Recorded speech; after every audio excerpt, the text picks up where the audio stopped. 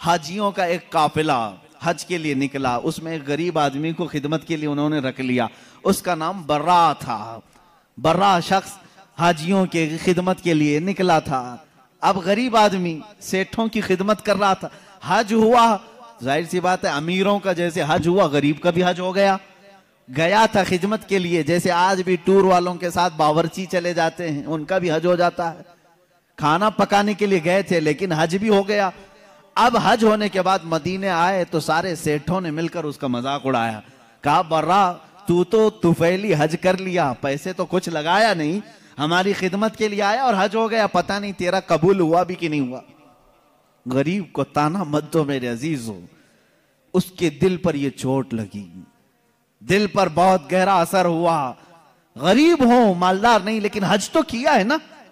लेकिन उन अमीरों ने ये कहा कि तेरा हज कबूल हुआ कि नहीं हुआ। वो रोने लगा और रोते रोते बारगाह रसूल में हाजिर हो गया।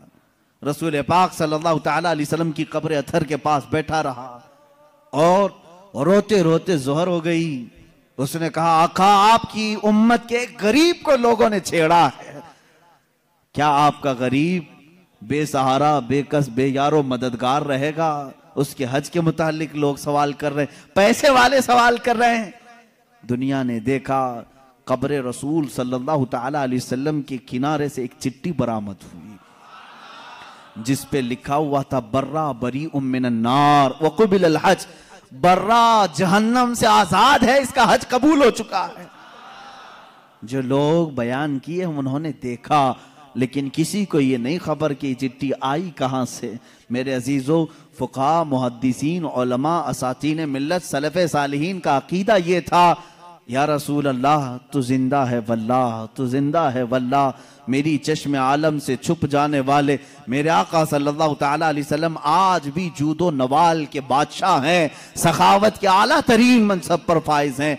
आज भी वो उसी तरह देते हैं जैसे कल दिया करते थे और सुबह क़यामत तक नवाजते रहेंगे। अजीज़ान गिरामी वक़ार, रसूल करीम सल्लल्लाहु तआला अलैहि वसल्लम के दरबार से जो कुछ भी अता किया गया है वो एक दो मिसालें नहीं। हाफिजुल हदीस हैं अबू हफ्स समरकंदी रहमहुल्लाह, एक मशहूर आलिम दीन है। उन्होंने अपनी किताब में लिखा है कि मक्का मुकर्रमा में एक शख्स के साथ ऐसा मामला पेश आया कि उस शख्स के वालिद का इंतकाल हुआ, वालिद का बाप का इंतकाल हुआ, लेकिन बाप का जैसे इंतकाल हुआ अचानक उसके घर में मामला यह हुआ कि उसके बाप का चेहरा बिगड़ गया था, जानवर की तरह हो गया था। अब मैयत का चेहरा अगर बिगड़ जाए, गधे की तरह दिखे, कुत्ते की तरह दिखने लगे, क्या वो दूसरों को जियारत करवा सकेगा? बेटा जल्दी से चादर डाल दिया और रोने लगा कि मेरे बाप की कौन सी खता थी नहीं मालूम, अल्लाह का गजब हो गया है। अब जनाजा उठाऊं तो कैसे उठाऊं? लोग हमेशा ताना मारेंगे, हमेशा ये कहेंगे कि फलां का बाप मरने के वक्त बिगड़े हुए चेहरे के साथ दुनिया से गया है, अल्लाह का अजाब आया था। घर के दरवाजे बंद कर दिया। घर वालों में बैठ करके उसने कहा किसी को खबर ना करना, घर में ही गड़ा खोद कर यहीं दफन कर देंगे। रोते हुए चादर डालकर बैठा है। वो बेटा बड़ा गमगीन था। थोड़ी देर के बाद घर के पीछे वाले दरवाजे का कुवाड़ खुलता है। एक बुजुर्ग घर के अंदर आते हैं, उनके चेहरे पर चादर है। वो सीधे चलते चलते उस मरे हुए आदमी के पास आए, चादर उनके सर से हटाई, अपना हाथ उसके चेहरे पर फेरा, फिर चादर डाल दी और इस बेटे के पास आए। पूछा कि क्या बात है, क्यों गम कर रहा है, क्यों रो रहा है? कहा आप कौन है, कहाँ से आए? मैं तो नहीं जानता, लेकिन बात तो ये है कि मेरे बाप इंतकाल कर गए, उनका चेहरा बिगड़ गया है, मैं इसी गम में रो रहा हूँ और आप खुदा के वास्ते किसी को ना बताएं। आने वाले बुजुर्ग ने कहा जा देख तेरे बाप का चेहरा तो सलामत है। वो कहता है मैं जाकर उठा, चादर को हटाया तो मेरे बाप का चेहरा तो चांद की तरह चमक रहा था। अभी मैं इसी खुशी में गम के मारे पहले रो रहा था, अब खुशी के मारे आंसू आ गए। ऐ अल्लाह तूने मेरे बाप की इज्जत रखी, मेरे घर की इज्जत रखी, मैं अभी इसी गम इसी खुशी के आंसुओं में था। आने वाले वो बुजुर्ग वापस जा चुके थे, दरवाजे तक पहुंचे थे। मैं दौड़ते हुए गया, उनका दामन पकड़ा। आपने ये मुझ पर एहसान किया, आप फरिश्ते हो या अल्लाह के वली हो, कौन हो जो मेरे घर पर इतना बड़ा एहसान किया? आने वाले बुजुर्ग ने कहा, अना मुहम्मदुन रसूलुल्लाह सल्लल्लाहु अलैहि वसल्लम। कहा, मैं मोहम्मद अल्लाह का रसूल हूं। हुजूर पाक सल्लल्लाहु तआला अलैहि वसल्लम ने फरमाया, तेरे बाप के इंतकाल के वक्त बात ये थी कि इसकी एक अच्छी आदत थी। तेरे बाप की एक अच्छी आदत ये थी, ये उस वक्त तक सोने के लिए बिस्तर पर नहीं लेटता था जब तक रात में 100 मरतबा मुझ पे दुरूद नहीं भेजता था। हर रात 100 मरतबा ये दुरूद भेजता, फिर सोता। लेकिन उसकी एक खता थी, एक गुनाह था इसका, लेकिन बाप का गुनाह मैं बेटे को नहीं बताऊंगा। मेरे आका सल्लल्लाहु तआला अलैहि वसल्लम ने छुपाया।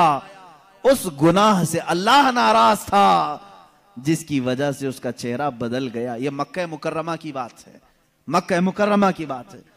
इसकी वजह से उसका चेहरा बदल गया। तेरे बाप का रोजाना पड़ा हुआ दुरूद जो फरिश्ता मेरे बारगाह तक पहुंचाता है, उस फरिश्ते ने मुझे खबर की कि अल्लाह के रसूल, आपके फला गुलाम के साथ गजब हो गया है, अल्लाह ने अजाब नाजिल किया, उसका चेहरा बिगड़ गया है।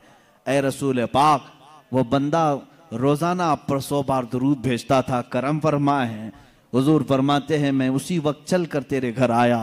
तेरे बाप का चेहरा बिगड़ा तो था, मगर मैंने मेरे मौला से सवाल किया, ए अल्लाह, तेरे हबीब पर दुरूद भेजने वाला, इसके चेहरे को अगर तू सलामत नहीं रखेगा तो आने वाले लोग ताना देंगे कि रसूल पर दुरूद भेजने वाला भी नहीं बच पाया। ए मौला, तू मेरे जरिए से इसके चेहरे को सलामत कर दे। अल्लाह ने मेरी दुआ कबूल की। मैंने उसके चेहरे पर हाथ रखा, अल्लाह ने तेरे बाप के चेहरे को चमकते चांद की तरह कर दिया। वो अता करने पर आए तो बेहिसाब अता करें। बाद वफात की बात मैं कर रहा हूं, ये जाहिरी जिंदगी की बात नहीं। वफात होकर कई साल हो चुके थे, तब की बात है। इसीलिए तो हम आशिकों का ये कहना है, या रसूल अल्लाह, सुना है आप हर आशिक के घर तशरीफ लाते हैं, मेरे घर में भी हो जाए चिरागा, या रसूल अल्लाह, मेरे दिल में भी हो जाए चिरागा, या रसूल। मेरे आका आओ कि मुद्दत हुई है, तेरी राह में आँखियां बिछाते बिछाते बड़े दिन हुए हैं, मेरे आका घर को सजाते सजाते। अल्लाह के नबी सल्लल्लाहु तआला अलैहि वसल्लम का इंतजार करो ऐ मुसलमानों, चाहे हमारी जिंदगी इस पे फना हो जाए, खत्म हो जाए, दीद के लिए तरसते रहो और इसी इंतजार में तुम्हारी जिंदगी कटनी चाहिए। अब की रात आए कि तब की रात आए, जब ये रातें जिंदगी की कट जाएं, वो रात तो जरूर आएगी जो कब्र की पहली रात होगी। वहां तो दीदार करोगे इंशाअल्लाह, लेकिन उस दीदार के इंतजार में अपनी जिंदगी काटो। ये नहीं कि अपनी आंखों को हसीनाओं की गलाजत से भर लो, गंदी तस्वीरों से, गंदी फिल्मों से अपनी आंखों को दागदार कर लो। ये नहीं, इन आंखों को अल्लाह ताला ने तुम्हारे रसूल के दीदार के लिए दिया है। इसीलिए शहजादे आला हजरत ने यूं कहा है, तुम्हें न देखा तो किस काम की हैं ये आंखें, उन्हें न देखा तो किस काम की हैं ये आंखें, कि देखने की है सारी बहार आंखों में, कुछ ऐसा कर दे मेरे किरदगार आंखों में, हमेशा नक्श रहे रूए यार आंखों में, हमेशा नक्श रहे रूए यार आंखों में। मुफ्ती आजम हिंद तो ये फरमाते हैं कि तुम अपने आंखों में जलवे रसूल ऐसा बसा लो, ऐसा बसा लो कि कब्र के दिन, कब्र की रात में फरिश्ते जब आए सवाल करने के लिए, तो मुफ्ती आजम फरमाते हैं, फरिश्ते जो पूछें कब्र में कि किसकी उम्मत हो, फरिश्ते जो पूछें कब्र में कि किसकी उम्मत हो, तो आप जवाब क्या कहते हैं? वो कहते हैं, लो देख लो कि है तस्वीर यार आंखों में, लो देख लो कि है तस्वीर यार आंखों में। हमारी आंखों में वो जलवे रसूल इस तरह से रहे, वो आते हैं। बल्कि एक शायर ने यही कहा है, मेरे अजीजों, आज गालिबन 7वीं महफिल है, आज 7वीं महफिल है, और इस तरह 70 नहीं 700 महफिलें हो जाए। हम इन महफिल के मुतालिक हमेशा, मैं भी, मेरी आदत ये है, मैं ये कहता हूँ, क्यों महफिल सजा रहे हो, क्यों बैठ रहे हो, रोज क्यों सुनने आ रहे हो, रोज हम क्यों सुनाने आ रहे हैं? हमारा मकसद ये है वो आएंगे, आते होंगे, अभी आएंगे, वो आएंगे, आते होंगे, अभी आएंगे। यही सोच के हमने महफिल को सजा रखा है। हमारा अकीदा यही सोच के हमने महफिल को सजा रखा है। रसूल करीम सल्लल्लाहु तआला अलैहि वसल्लम जब अता करने पर आते हैं तो बेहिसाब अता करते हैं। गमगीन उम्मतियों की फरियाद रसी के लिए भी आते हैं। जिस उम्मती ने जब फरियाद किया मेरे आका वहां तशरीफ लाए। आपको मालूम है अल्लाह के नबी सल्लल्लाहु तआला अलैहि वसल्लम की एक और बात मैं बता दूं, मशहूर ज़माना कसीदा मौलाया सल्ली वसल्लिम दाइमन अबदा अला हबीबिका खैरिल खल्क़ि कुल्लिहिम। तकरीबन मेरे आका सल्लल्लाहु तआला अलैहि वसल्लम की वफात के भी 700 साल बाद आने वाले इमाम शरफुद्दीन बोसीरी, ये वो अजीम बुजुर्ग हैं, मद्दाहे रसूल हैं। तकरीबन 170 अशार में इन्होंने कसीदा लिखा है जिसमें मेरे आका के हर अज़ू की तारीफ की है।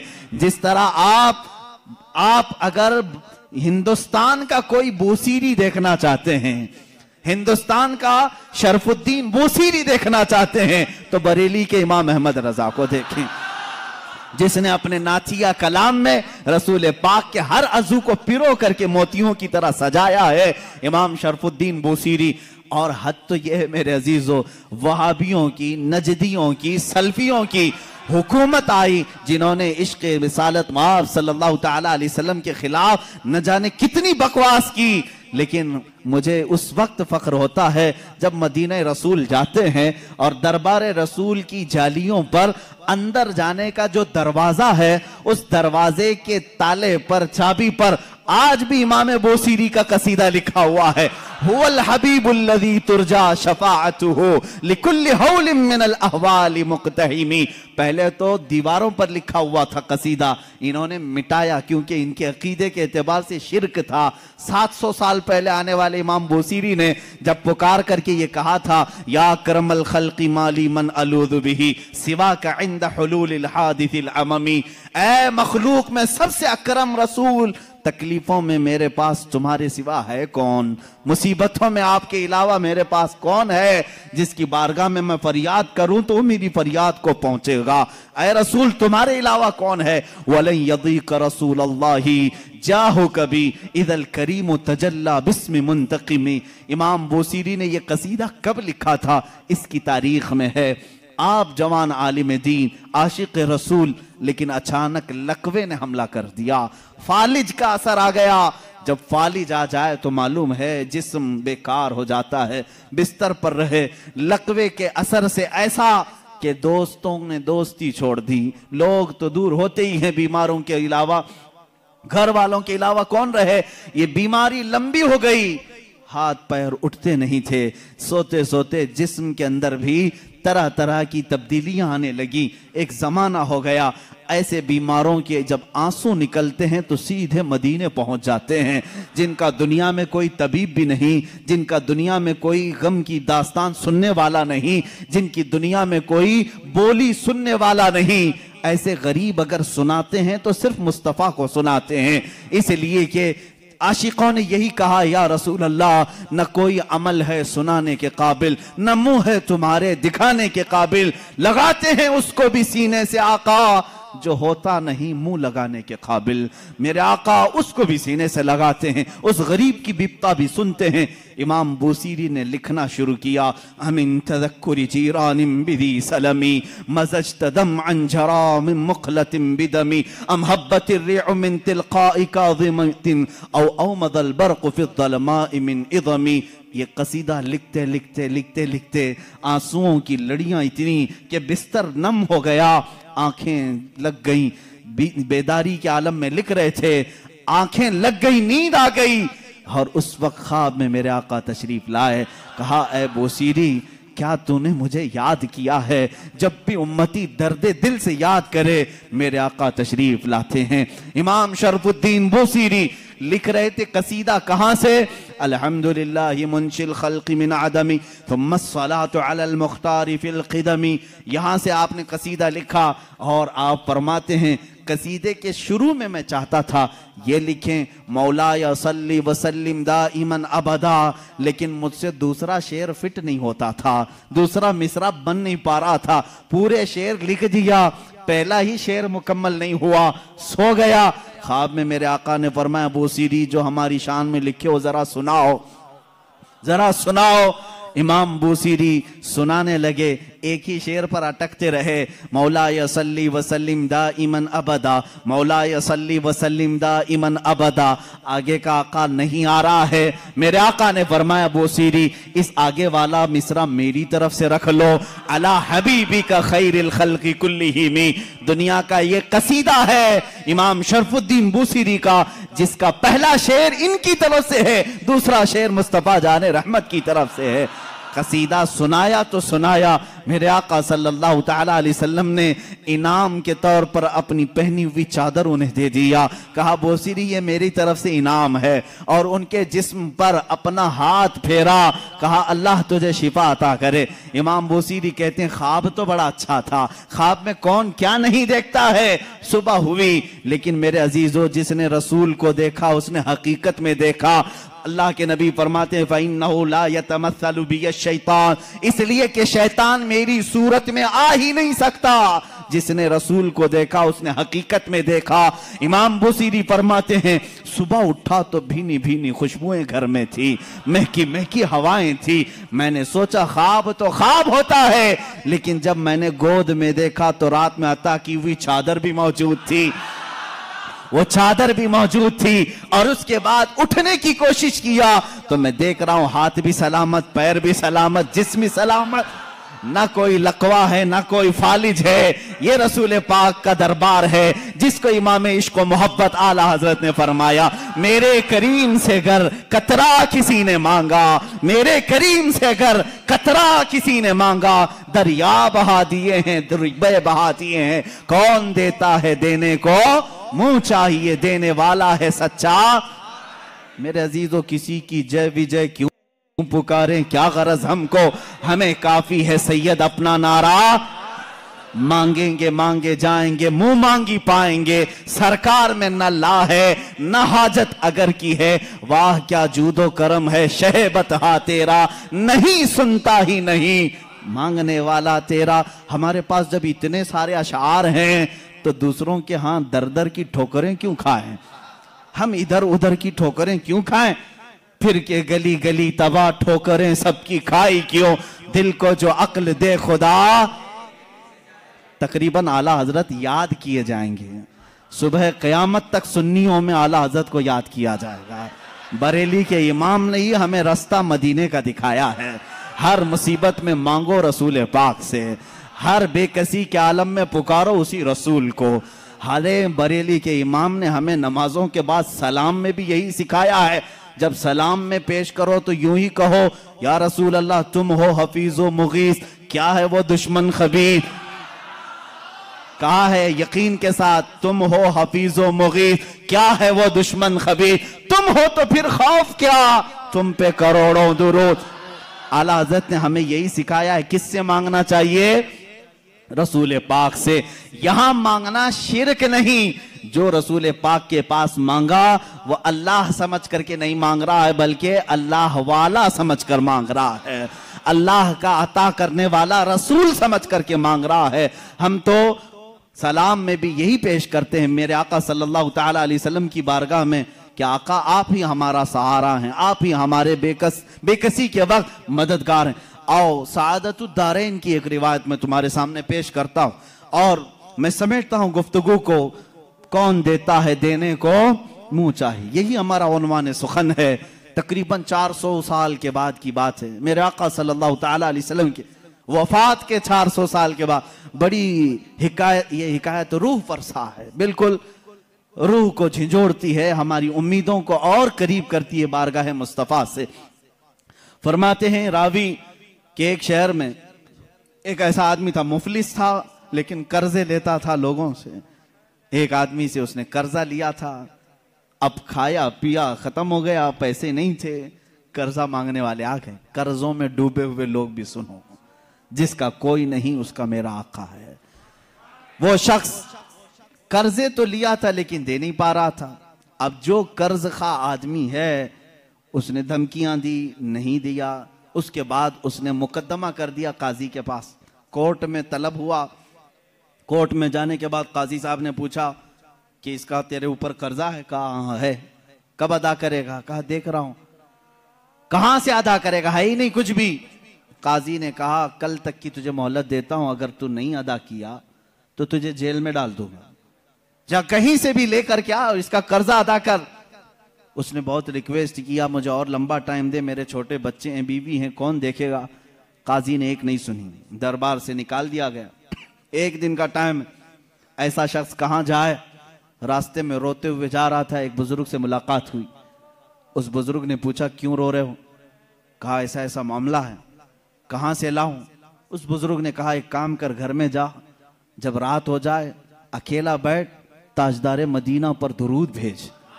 रसूल पाक सल्लल्लाहु अलैहि वसल्लम को अपने गम की दास्तान सुना, कुछ ना कुछ तो हल वहां से मिल ही जाएगा। लेकिन यकीन के साथ वो गया, डूबते को तिनके का सहारा। वो घर आया, शाम को अपनी बीवी बच्चों को जब उसने सुनाया तो सब गमगीन थे। एक दिन के बाद अगर बाप उनका जेल में चला जाए, उसका शोहर जेल में चला जाए, तो उनका घर कैसे चले। रात के वक्त तन्हाई में बैठ करके वो रोने लगा, बहुत रोया। सुबह का वक्त करीब आ रहा था, ख्वाब में उसे रसूल करीम सल्लल्लाहु अलैहि वसल्लम की ज़ियारत हुई। कहाँ कहाँ मेरे आका को ढूंढोगे? मेरे आका ने सच फरमाया, उबगूनी फी दुअफ़ाइकुम, तुम्हारे गरीबों में, कमजोरों में मुझे तलाश करो। रसूल पाक ने खुद फरमाया तुम्हारे गरीबों में मैं मिल जाऊंगा। अल्लाह के हबीब सल्लल्लाहु अलैहि वसल्लम ने उससे कहा क्यों रोता है, क्यों गम करता है? उसने कहा काजी ने मुझे धमकी दी है, कल तक अगर नहीं अदा करूंगा जेल में डाल दिया जाएगा। मुझे अभी कर्जे के लिए इतने माल की जरूरत है। अल्लाह के नबी सल्लल्लाहु ताला अलैहि वसल्लम इरशाद फरमाते हैं, ए बंदे एक काम कर, शहर चला जा। शहर में जो बादशाह का वजीर है वो मेरा आशिक है, वो मेरा चाहने वाला है। उससे जाकर कह दे तुझे जितनी जरूरत है वो तुझे माल दे देगा, वो तुझे पैसे दे देगा। अब ये गरीब आदमी है, वजीर का दरबार बड़ा दरबार।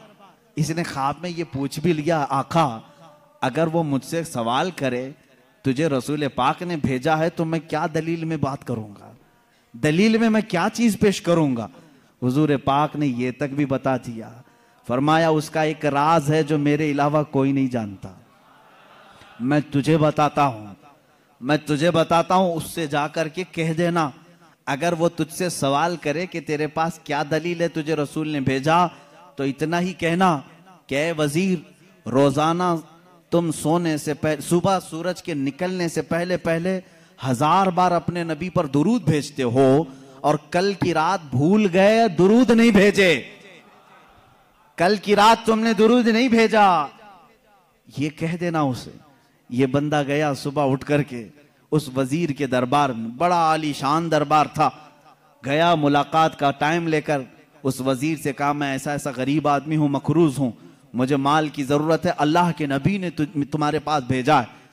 वो गुस्से में आया, कहा फकीरों की अब ये आदत हो गई कि मांगने के लिए अल्लाह के नबी का नाम लेने लगे कि रसूल ने भेजा। उसने कहा ना, मैं झूठ नहीं कह रहा हूं, मुझे रसूल पाक ने यह भी बताया है कि तुम रोजाना 1000 बार हुजूर पर दुरूद भेजते हो। वो अपनी कुर्सी से उछल आया और उसने कहा यह बात तो मेरी बीवी को तक खबर नहीं है, किसी को नहीं मालूम। कहा क्या कहा रसूल पाक ने? कहा कि कल तुम भूल गए थे, दुरूद नहीं भेजे। उसने कहा हकीकत में मेरे आका ने सच फरमाया, कोई जिंदगी की एक रात आज तक मेरी कज़ा नहीं हुई, कल मेरी जिंदगी में ऐसा दिन आया कि मैं दुरूद नहीं पढ़ सका, बहुत रोया, अपने खजाने के पास ले जाकर उसे खड़ा कर दिया।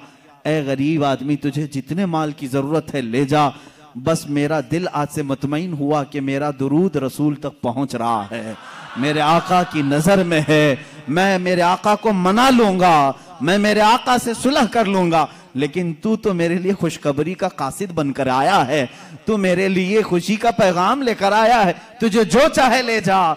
इस गरीब ने कहा ना, मुझे जितनी जरूरत है उतना लेता हूं, उतना ही माल लिया, दौड़ा दौड़ा खुशी से आया। कहाँ आया? अदालत में। काजी भी थे, काजी से कहा काजी साहब कर्ज खा को बुलाओ। आज सीना चौड़ा था, माल मौजूद था, जिसका जिसका हिसाब अदा करूंगा। काजी के पास वो कर्ज खा आए, लेकिन महफिल जमी थी। उसी वक्त काजी ने कहा बैठ जा, थोड़ा ठंडा हो जा, सुकून ले ले। थोड़ी देर के बाद काजी ने बिल्कुल ही यहाँ अलग ही मामला कर दिया। काजी ने कहा ये गरीब जिसका कर्जा देना है वो सब खड़े हो जाएं, बताएं कितना कितना कर्जा है। सबों ने कहा इतना इतना है। काजी ने कहा ये नहीं, मैं अपनी जेब से अदा करूंगा, मैं अदा करूंगा इसका कर्जा। ये गरीब खड़ा होता है, कहता है हाँ, कल तो जेल की धमकी, कल तो आप बंद करने की धमकी दे रहे थे, आज मेरी तरफ से कर्जा अदा करने की बात। काजी कहते हैं कल तक मैं तुझे नहीं पहचानता था, कल जब रात गया मुस्तफा करीम की जियारत हुई, मेरे आका ने तेरी तरफ इशारा करके मुझे बताया कि ए काजी तेरे पास दुनिया की बहुत दौलत है, उस एक गरीब का कर्जा तू अपनी जेब से अदा कर, मैं कल तुझे जन्नत के महल्लात बदले में अदा करूंगा। ए गरीब ना ना, तू माल नहीं देगा, मैं हल्के में सौदा नहीं करूंगा, मुझे रसूल ने बशारत दी है, मैं तेरा माल अपनी जेब से अदा करूंगा। जब ये काजी की बातें सुनने लगे, सारे कर्जखा खड़े हुए। कहा जब ये आदमी इतना अफजल है कि बारगाह रसूल में मकबूल है, हम गवाही देते हैं कि हमने सब कर्जा माफ कर दिया, अब भी अगर इसे चाहे तो हमसे ले सकता है।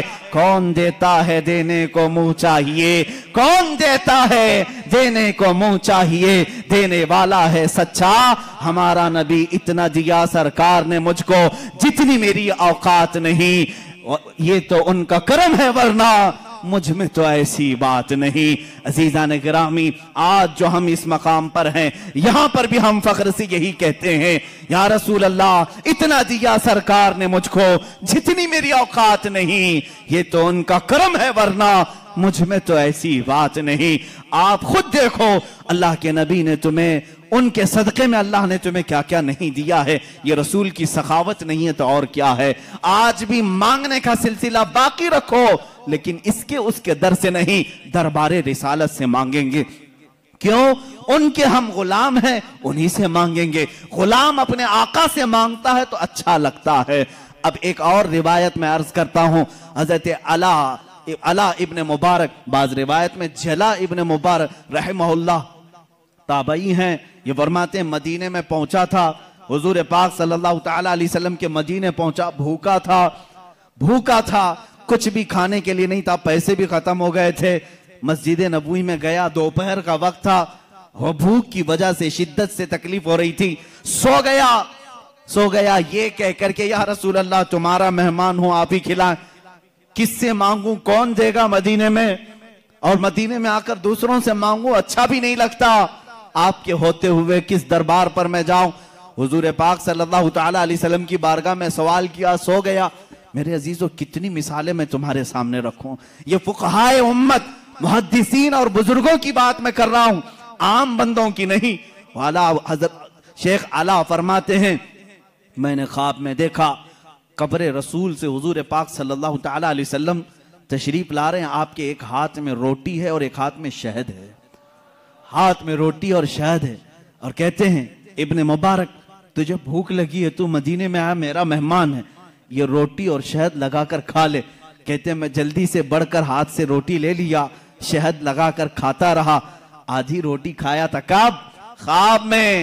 ख्वाब में बाद वफात रसूल, हुजूर की जाहिरी जिंदगी की बात नहीं कर रहा हूं, वफात के कई सौ साल बाद की बात। और ख्वाब में हुजूर खिला रहे हैं, रोटी खिला रहे हैं, शहद खिला रहे हैं। कहते हैं असर का वक्त हो गया, मुअज्जिन ने अजान देना शुरू किया, तो मस्जिद में जो भी सोए होंगे उठा दिए जाते हैं। किसी ने पैर पकड़कर खींचकर मुझे उठा दिया, मैं झटका लेकर उठा तो देखा आधी रोटी और शहद अब भी मेरे हाथ में मौजूद है। कौन देता है देने को मुंह चाहिए, देने वाला है सच्चा हमारा नबी। अजीजा ने गिरामी वक़ार, इस तरह की बेशुमार मिसालें हैं। आखिरी बात मैं अर्ज करता हूँ, सिराजुल उम्मा ताजुल उम्मा इमाम आजम अबू हनीफा रदियल्लाहु ताला फरमाते हैं, रसूल पाक सल्लल्लाहु ताला अलैहि वसल्लम की बारगाह में जब जाना हुआ तो आपने हुजूर की शान में एक नात लिखी, एक कसीदा लिखा, या सय्यद अस्सादाती जीतुका कासिदा अर्जू रिदाका वहतमी बिहिमाका। ये कसीदा लंबा कसीदा है, कहते हैं मैंने किसी को नहीं सुनाया, लिख कर करके रख लिया, बारगाह रसूल में जाकर के सुनाऊंगा, हुजूर के दरबार में पहले सुनाऊंगा। इमाम आजम अबू हनीफा रहमतुल्लाह सफर करके मदीने पहुंचते हैं। सुबह सुबह का वक्त है, अजान से पहले मस्जिद नबवी में मुअज्जिन जो अजान देने के लिए ऊंची जगह खड़ा होता है, कहते हैं वहां मुअज्जिन खड़े होकर अजान से पहले ये गुनगुना रहा है, या सय्यद अस्सादाती जीतुका कासिदा अर्जू रिदा का वहतमी बिहिमा का। इमाम आजम कहते मेरे शेर लीक हो गए, मेरी नात लीक हो गई, पहले से मुअज्जिन मस्जिद नबवी का सुना रहा है, इसे कैसे खबर हुई? कहते हैं ये किसी ने पहले से लिख रखा था, ये किसकी नात है? ये तो मैंने लिखी है। जब उसने गुनगुना कर अजान देकर अपना इख्तिताम किया, नीचे आया तो मैंने उसका हाथ पकड़ लिया, पूछा ये तूने कसीदा जो तिलावत किया ये कहां से? ये तेरा लिखा है, किसी बुजुर्ग का लिखा है? वो कहता मुझे मालूम नहीं, ये मेरा लिखा नहीं, किसी बुजुर्ग का नहीं। कल ख्वाब में मैंने मुस्तफा करीम सल्लल्लाहु अलैहि वसल्लम को देखा, अल्लाह के नबी सल्लल्लाहु अलैहि वसल्लम की महफिल सजी थी, उस महफिल में ये कसीदा पढ़ा जा रहा था कि रसूल फरमा रहे थे कल मेरा एक चाहने वाला आएगा और मेरी कब्र पे ये सुनाएगा। मैंने वो अशार सुन लिए, याद किया, वो मेज़ना से आज मैंने तिलावत की। मेरे आका सल्लल्लाहु अलैहि वसल्लम अपने गुलामों को कितना नवाजते हैं, जो जाए उसे उसके एतबार से नवाजते हैं, जो जिस हैसियत से जाए हुजूर ने उसको उस हैसियत से नवाजा है। लेकिन एक शान ये है मेरे आका की, एक शान है, मैं और आप किसी को दे दें तो क्या कहेंगे, जा अल्लाह तेरा भला करे। हाँ, बल्कि हम ये नहीं कहते, देने के बाद ये कहते हैं मियां दुआ कर देना हमारे लिए। ये है ना, फकीर को देने के बाद आप क्या कहेंगे? फकीर अगर तारीफ करने लगे कितने सखी आदमी हैं आप, मेरी मुसीबतों के वक्त काम आ गए, आप इतना कहेंगे बस ठीक है ठीक है, आप दुआ कर देना मेरे लिए। हमारी आदत यही है, दुआ कर देना मेरे लिए, अल्लाह मेरी मगफिरत कर दे, अल्लाह मेरी नजात करे, यही सब तो कहेंगे। लेकिन रसूल की शान ये है, आता है फकीरों पे उन्हें प्यार कुछ ऐसा, खुद भीख दें और खुद कहें मंगते का भला हो। हुजूर जब देते थे ये नहीं कहते मेरे लिए दुआ कर, बल्कि खुद उसके लिए दुआ भी करते थे, जा तुझे अल्लाह और नवाजे और नवाजे। सरकार दो आलम सल्लल्लाहु ताला अलैहि वसल्लम की बारगाह में शायर इस्लाम ने सच कहा है, मंगता तो है मंगता कोई शाहों में दिखा दो, जिसको मेरे सरकार से टुकड़ा न मिला हो। आता है फकीरों पे उन्हें प्यार कुछ ऐसा, खुद भीख दें और खुद कहें मंगते का भला हो। अजीजा ने गिरामी वक़ात, आज की इस दर्दनाक कैफियत में मैं हमारा मावा व मलजा, हमारा मस्कन और हमारा फरियाद रस तुम्हें बताना चाहता हूं। तुम दर दर्द की ठोकरें आज खा रहे हो, मजबूर हो, जलील हो गए हो, खार हो, उसकी वजह की वजह है कि रसूल पाक के दरबार में लो लगाना छोड़ दिया। वो सहाबा थे, पैर में सूजन आ जाए तब भी कहते थे वाह मोहम्मद हा, या मोहम्मद हा, ए मोहम्मद सल्लल्लाहु अलैहि वसल्लम मदद के लिए आ जाए। उनके पैर में शिफा याबी मिल जाती, पैर सही हो जाता। ए उम्मते मुस्तफा के गयूर नौजवानों, आज मैं तुमसे ये कहना चाहूंगा, दुनिया तुम्हें खरीदने की कोशिश कर रही है, चंद सिक्कों में, चंद पैसों में। कोई इतना देकर अपना बना ले, कोई कुछ देकर अपना बना ले, लेकिन तुम्हारी शान ये होनी चाहिए, मुझे जहां सरकार से मिलता है उतना कोई दूसरा दे ही नहीं सकता, और मैं बाजार मुस्तफा का गुलाम हूं। मेरे आका ने मुझे जो खरीद करके अनमोल किया है, मेरी कोई दुनिया में कीमत नहीं लगा सकता। अब तुम्हारे पास एक ही रास्ता है, एक ही जरिया है। बहुत सारी औरतें सवाल करती हैं, बहुत सारे मर्द सवाल करते हैं, बच्चे हैं, किसी को कैंसर है, किसी को खतरनाक बीमारी है, कोई कर्जों में डूबा हुआ है, कोई औलाद के मामले को लेकर परेशान है, कोई जायदाद में, कोई मुकद्दमों में, कोई जेल में। दुनिया की हर परेशानी का इलाज ये है, बारगाह मुस्तफा की तरफ लो लगाओ, मेरे आका से सिफारिश करो, इल्तिजा करो, एक बार वो लब हिला दें, मेरा रब रहीम व करीम है, अपने नबी की लाज रखेगा। तुम्हारी हैसियत नहीं देखी जाएगी, तुम कितने नमाजी हो, कितने ज़काती हो, कितने बड़े हाजी हो, ये नहीं देखा जाएगा, बल्कि मौला ये देखता है मेरे हबीब ने इस बंदे की सिफारिश की है, ये जैसा भी है तैसा भी है, इसे गमों से आजाद कर दिया जाए। आखिर में मैं इमाम अहले सुन्नत फाजिल बरेलवी रदी अल्लाह ताला अन्हु के इसी शेर पर अपनी गुफ्तगू को खत्म करता हूँ। या रसूल अल्लाह, तुम्हारे दरबार में पूरी उम्मत की मेरी जानिब से ये इल्तिजा है, तेरे टुकड़ों पे पले, गैर की ठोकर पे न डाल। या रसूल अल्लाह, तेरे टुकड़ों पे पले, गैर की ठोकर पे न डाल। झिड़कियां खाएं कहां, छोड़ के सदका तेरा। या रसूल अल्लाह, तू जो चाहे तो मैल मेरे दिल के धुले, तू जो चाहे तो मैल मेरे दिल के धुले, कि खुदा दिल नहीं करता कभी मैला तेरा। व आखिरु दावाना अनिल हम्दुलिल्लाहि रब्बिल आलमीन। सल्लल्लाहु अलैहि व आलिहि वसल्लम।